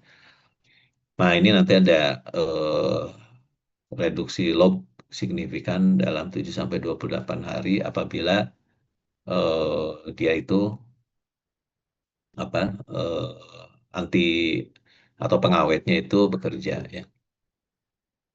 Nah, kriterianya ya lulus kalau batas mikrobanya tadi terpenuhi ya. Jadi jumlahnya di bawah 100, kemudian tanpa patogen spesifik itu baru bisa digunakan ya. Kemudian pengawetnya efektif ya, mampu mengeliminasi pertumbuhan mikroba ya selama masa penyimpanan karena mikroba di awal itu pasti ada ya, kan bukan produk steril ya. Kecuali kalau vaksin, injeksi itu kan produk steril. Ya pengawet itu karena di awal itu tidak ada apa bakterinya gitu. Tapi kalau produk non steril kan pasti di awal buat itu sudah ada di dalamnya ya. Nah, jangan sampai berkembang biak gitu oleh pengawet ya. Ini gagal kalau terlampaui atau tidak efektif. Nah, mungkin itu dasar-dasarnya ya. Kalau desainnya lebih detail seperti ini ya. Jadi uji stabilitas itu ada accelerated, dipercepat ya, suhunya di 40 derajat, tinggi ya, lebih tinggi dari suhu kamar. Durasinya 3 bulan. Kemudian ada intermediate, suhunya di 20, di 30, itu 6 bulan. Dan long term ya, 25 derajat. Jadi justru sebetulnya yang diminta oleh BPOM itu long term ya. Karena ini real time lah, betul-betul kalau expirednya 12 bulan itu ya kita lihat di bulan ke-12 gitu. Atau kalau 24 bulan, 4 bulan kita lihat ya, stabil nggak di 24. Nah, parameter yang diukur itu pH ya, viskositas, organoleptik, kemudian ya pengujian-pengujian tadi ya kalau dibutuhkan kadar, kemudian ya mikroba, TPC dan kemasan ya. Nah, ini di climatic chamber. Jadi dia bukan oven ya, artinya dia chamber yang terkondisikan suhu dan eh, apa kelembabannya. Nah, ini kalau Bapak Ibu mau mempelajari ya, kenapa kok bisa diperkirakan gitu ya umur simpan dari produk kosmetik itu karena ada rumus ini gitu ya, ada eh, apa kinetika ini. Nah, biasanya kita menggunakan model orde 0 ya, karena lajunya konstan. Nah, jadi ini degradasinya konstan ya. Kemudian juga bisa diperkirakan dengan rumus Arrhenius tadi ya. Nah, ini jadi karena kan tadi kadar itu menurun ya, ya menurunnya itu kan bisa dari 100% kadar di awal produksi turun jadi 99, kemudian 97, 96. Nah, itu kan modelnya itu turunnya seperti itu kalau kadar di, diukur oleh instrumen HPLC atau spektro ya.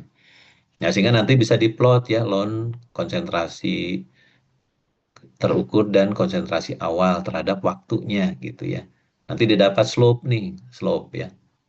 Nah, sehingga nanti kita bisa lihat umur simpan ini gitu ya dari slope ini. Jadi ini memudahkan untuk eh, mengetahui umur simpan dari data-data tidak harus 24 bulan tadi ya.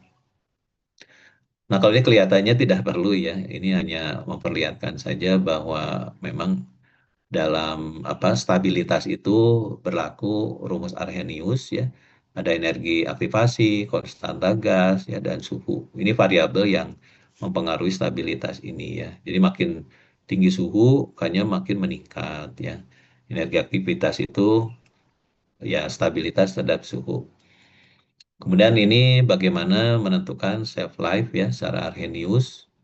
Kalau misalnya data stabilitasnya pada suhu 40 tadi ya, kandungannya 100, kemudian turun 97, 95, kita plot ya grafiknya jadi regresi linier, ada persamaannya ya. Nah, di K40 itu bisa dihitung ya, rata-rata 0,0247 per bulan gitu. Nah, kemudian pada suhu 30 juga sama ya. Nah, ini 0 dan 3 harusnya 0, 1, 3 misalnya. Ini juga apa bisa dihitung ya. K30. K30 itu ya K pada suhu 30. Ini tadi K pada suhu 40 ya. Kemudian dihitung ya, masukkan ke rumus ya, masukkan. Nah, energi aktivasinya itu 39,7 kilojoule per mol ya.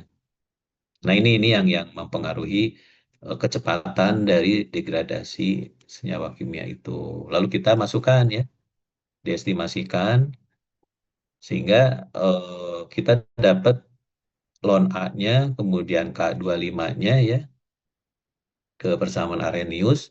Nah, sehingga akhirnya kita bisa menghitung umur simpan itu T90 ya, itu sekitar 9,2 bulan gitu ya, pada suhu 25. Karena kan kita menyimpan itu di suhu kamar kan ya. Nah, kalau tadi kan suhu 40, suhu 30, kita masukkan lagi di proses, masuk ini. Nah, jadi umur simpan pada suhu 25 adalah 9 bulan. Apa artinya? Bahwa eh, di umur 9 bulan ini potensinya itu sudah menurun sekitar 10% gitu. Ya, boleh nggak misalnya ditulis di kemasan kita tetap 2 tahun. Ya, kalau nanti kena apa post marketnya BPOM, kemudian diukur seperti itu ya malah jadi repot ya, harus ditarik, harus BAP, harus ya lebih baik kita setelah tahu 9 bulan ya udah tulis aja 9 bulan gitu ya. Atau ya reformulasi dulu ya sampai nanti kita bisa lebih panjang gitu. Nah, ini kalau penentuan dengan long term ini lebih artinya lebih presisi ya pastinya karena dia itu sudah di suhu simpannya gitu. Kemudian perubahan atau pengurangan ini ya tinggal langsung saja ya. Langsung dimasukkan loannya sehingga nanti T90-nya itu langsung bisa dihitung. Nah, ini bedanya ya karena ini kan long term tuh real time sebetulnya ya. Kita mengukur sampai bulan ke-18. Jadi ya sudah itulah gitu ya stabilitas di bulan ke-18 gitu. Kalau tadi kan dipercepat kita dengan 6 bulan bisa menghitung untuk 18 bulan sebetulnya ya. Nah, ini juga nanti perlu diperhatikan ya, hazard identification dari nama bahan ya, potensi tadi Pak Bayu sudah sampaikan ada potensi hepatotoksik, neurotoksik, kemudian data literaturnya, kemudian exposure assessment-nya ya tadi konsentrasi awal berapa, kemudian frekuensi penggunaan tadi ada kebiasaan itu. Nah, sehingga bisa dihitung risk characterization-nya, margin of safety-nya itu berapa ya. Nah, kalau ini dari stabilitas ke risiko ya. Jadi tadi sudah disampaikan, jadi uji stabilitas itu harus dalam kemasan finalnya gitu ya, diikuti evaluasi risiko. Nah, jadi kesimpulannya bahwa keamanan dan efektivitas kosmetik hewan itu tadi sangat harus diperhatikan ya, sehingga kita perlu melakukan uji stabilitas secara menyeluruh ya, aspek fisik, kimia, mikrobiologi, untuk konsistensi produksi kita ya. Nah, kemudian bisa diprediksi nih masa simpannya dengan pendekatan ilmiah tadi ya. Karena kinetika degradasi itu bisa memandu eh, apa waktu shelf life-nya ya. Sehingga produk yang tadi dikembangkan oleh Pak Bayu itu ya bisa dijamin ya keamanan dan mutunya. Apalagi tadi kan ini untuk hewan kesayangan gitu. Kalau hewan kesayangannya mati misalnya atau terjadi sesuatu kan yang punyanya yang yang ribut gitu, yang menuntut produk kita ya. Nah, sehingga dievaluasi juga risiko yang tepat ya karena tadi ya ada aspek-aspek lain yang tidak hanya uji stabilitas ya, tapi ada risiko ya yang mungkin berbeda manusia, hewan gitu ya, anjing, kucing berbeda.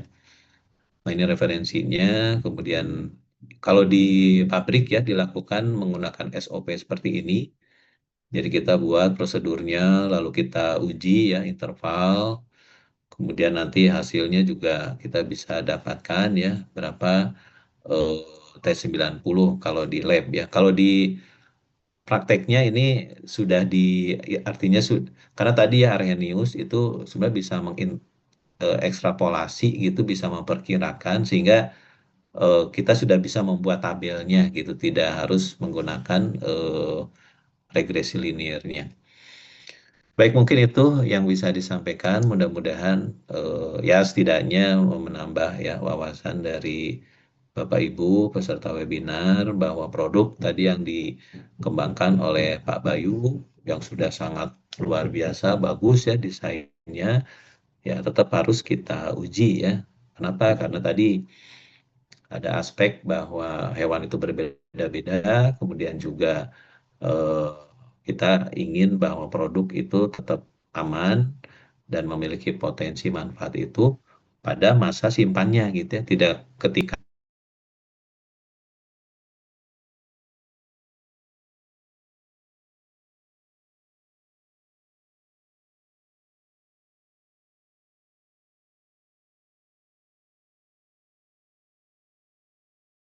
Sih atas pemaparan materinya yang sangat sistematis ya dan juga semoga dapat memperkaya pemahaman kita juga. Selanjutnya kita masuk kepada sesi tanya jawab. Alhamdulillah ini udah banyak banget ya yang tanya di kolom chatnya. Mungkin saya langsung saja untuk membacakan pertanyaan yang paling atas. Pertanyaan pertama yaitu ada dari Kak Aulia. Pertanyaannya itu, kalau untuk sabun saponifikasi, apakah bisa untuk anjing dan kucing? Karena dengan sistem saponifikasi pH sediaan akan di atas 7. Nah, itu untuk pertanyaan yang pertama. Mungkin akan dijawab Pak Bayu atau Pak Widodo. Ya, ya, nanti Ya. dilanjutkan. Oh ya, jadi kan kalau kita tahu ya proses saponifikasi kan proses dari pencampuran basa kuat basa ya, basa NaOH atau KOH. Kemudian kita campurkan dengan lemak ya, misalnya minyak ya, dan di situ pasti nanti pH-nya akan menjadi pH basa. Nah, pada saat pH basa sebenarnya kan kulit dari si eh, anjing kucing ini kan juga cenderung basah ya. Jadi sebenarnya eh, tidak ada masalah ya kita menciptakan produk itu. Tetapi pertanyaan adalah pada saat kita aplikasinya sebenarnya. Kan kalau kita buat saponifikasi tujuannya untuk sabun batang gitu kan. Nah, sabun batang itu kan susah kalau kita aplikasikan untuk grooming kan. Karena kan dia sabunnya sabun bentuk batang, sedangkan bulunya panjang gitu atau long hair. Nah, ini jadi menjadi sangat concern juga ya kalau kita ingin menciptakan sediaan dalam bentuk bar soap gitu kan. Kalau bentuk bar soap itu aplikasinya sih sebenarnya agak susah ya dibandingkan yang liquid kan, liquid soap ya. Jadi kalau kita mau menciptakan untuk di pet terkait dengan yang long hair, bulu panjang ya, kita menciptakan kalau bisa yang liquid soap gitu kan. Tapi kalau untuk proses saponifikasinya eh, tidak ada masalah sebenarnya ya. Jadi memang kita cenderung kan tadi Kang Dodo udah bicara kalau di manusia kan cenderung ke kulitnya ke asam. Jadi kita bisa menciptakan ke arah yang produk ke arah netral gitu kan. Nah kalau di hewan ini kan di kulit anjing kucing kan basah ya, dan kemudian kalau kita buat saponifikasi kan basah juga ya. Jadi nggak terlalu ada permasalahan. Jadi intinya adalah nggak ada masalah sebenarnya. Tetapi penggunaannya itu memang harus aman ya. Dan juga aplikasinya ya, karena kalau bar soap, bentuknya bar soap, nah itu yang agak susah kan kalau kita harus gosok-gosokkan ke bulunya yang panjang atau long hair gitu ya. Itu dari saya, Mbak. pH-nya itu kurang lebih sekitar 7 sampai 8 sebenarnya arahnya. 7, 8, 9 lah. Oke, Mbak. Kalau dari saya itu ya, terkait dengan saponifikasi ya, jadi nggak ada masalah ya. Teman aplikasinya ya, kalau dalam bentuk bar soap atau sabun batang, ya susah ya. Kita kan menggosok-gosokkan sabun batang ke bulu kucing yang bulu long hair kan agak repot itu. Aman, masih aman. 9 masih aman, Mbak.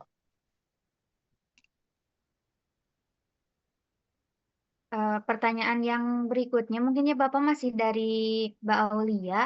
yaitu terkait penggunaan garam pada sediaan untuk PET, apakah masih diizinkan, kemudian juga ada berapa banyak kadar alkohol yang diizinkan untuk formula odor remover katanya.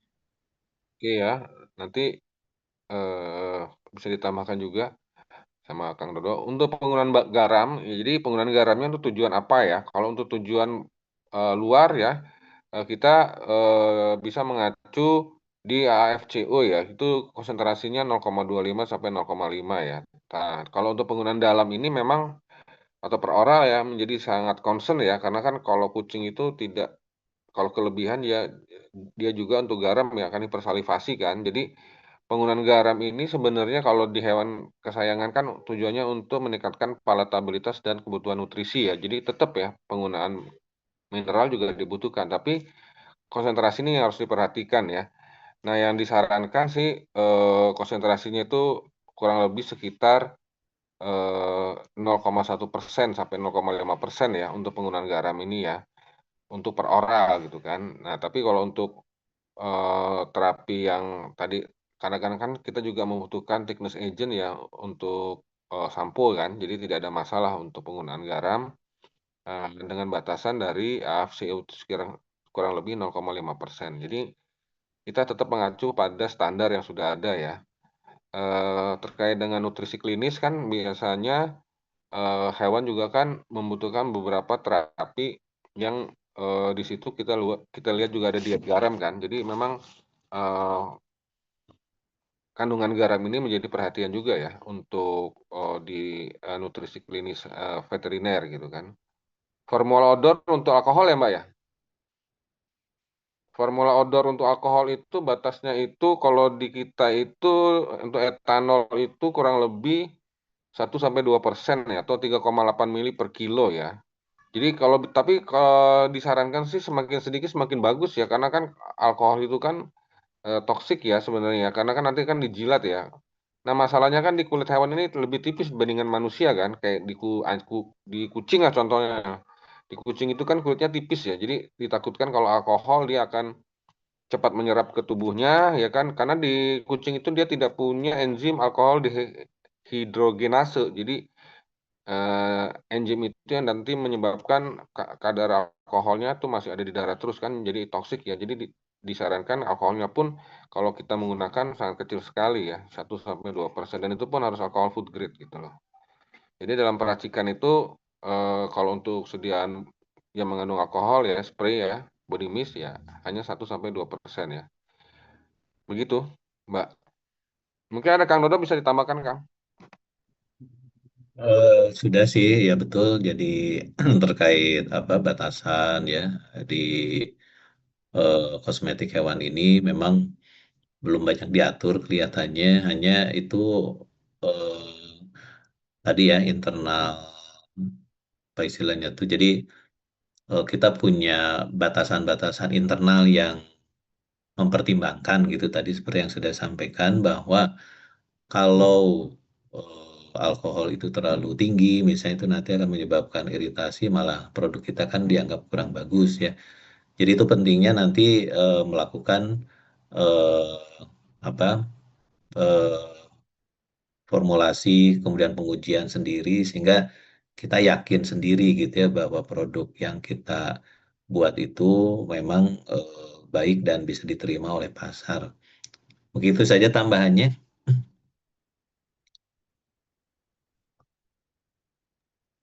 Baik, kita lanjut saja ke pertanyaan yang berikutnya. Itu ada dari Karido Rahmatullah.